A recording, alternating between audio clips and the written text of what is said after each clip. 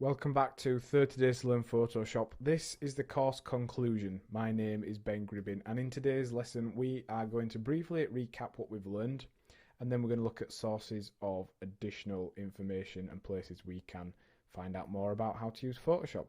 So let's just switch to Photoshop very briefly, and we're going to look at some of the skills and tools we've considered in the course. We've come to the end of our whirlwind tour of Photoshop, and we hope you've really enjoyed learning how to use Photoshop, and hopefully you're now at a level where you can take your skills to create some really awesome graphics, photos and designs. In this conclusion, we're just going to briefly recap what we've considered. So we walked through initially the interface of Photoshop. We discussed how we create documents by going to File, New, pressing OK. We considered how we can navigate around an image using a combination of the pan tools, the hand, the zoom, the space bar. We looked at the sidebar panels. We've also discussed how we can change the workspace of Photoshop to our liking, as well as deleting and moving around tools and side panels. We've discussed how to import and export files. We've looked at opening and saving. We also considered the principles behind layers and the layers palette, how those work, as well as shapes, tools, paths. We've considered how the pen tool and selections work. We then ran through the basic Photoshop toolset, everything from the brush tool to the history tool and their main uses. And finally, we looked at ways to adjust colours in our images, how to transform elements, solving problems that we might run into when we're using Photoshop for the first time. And also then we shared places to find shortcut cheat sheets and how to increase the performance of Photoshop. So we pretty much nailed Photoshop in one 30-day course.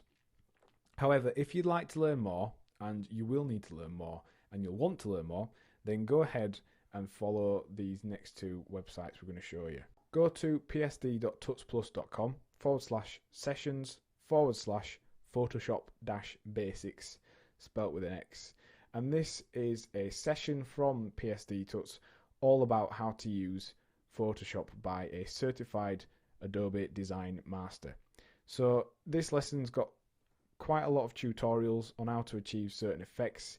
It looks at concepts such as typography, the pen tool in more detail, how you retouch portraits, do you need to use sharpening, all kinds of different tutorials, and you'll find that really interesting. These are all video based tutorials, so check those out, have a look through them, see what you can learn, and just push your Photoshop knowledge using those. It's really an extension of this course. It would be your next level to a more intermediate level.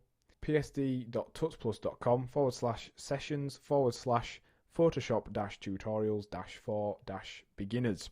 Now this URL here has got a selection of different lessons that are kind of on certain effects and styles, as well as some other tools. It's a very handy lesson to reference. Again, it's a little bit more information than this course. It goes into a little bit more detail, so check those out. Those two sessions there from PSD Tuts are going to really help you extend your overall knowledge of Photoshop to a point where you are at an intermediate level.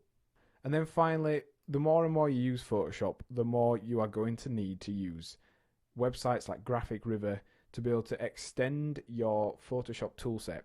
So on this website, there's an add-on category for Photoshop, and in here you will find actions, brushes, styles, shapes, and textures and patterns that you can actually download. You can purchase and download for use with Photoshop. Now these are really well priced, very, very cheap, less than $10 usually, and they give you some really awesome customization options for your next design pieces. And you can also find these free around the web, numerous websites. Just make sure that whatever you are getting is either a PAT file, an ABR file, or a CSH file, depending on the format you're after, because those are the three supported formats. Also, there's an action file, ATN file. So any of those four formats are going to work with Photoshop and will help you extend your toolset. We showed you some files that we purchased from this website using the grunge frames in the shapes lesson, so some really high quality, really effective files So what have we covered in this lesson? Well, we've looked at places to find more information about Photoshop tutorials and where you can also find extensions. And your task for the lesson is to follow tutorials found on sites like the PSD Tuts that we showed you to expand your Photoshop skills. That's it for the 30 Days to Learn Photoshop course. I've been Ben Gribbin. Thanks for listening.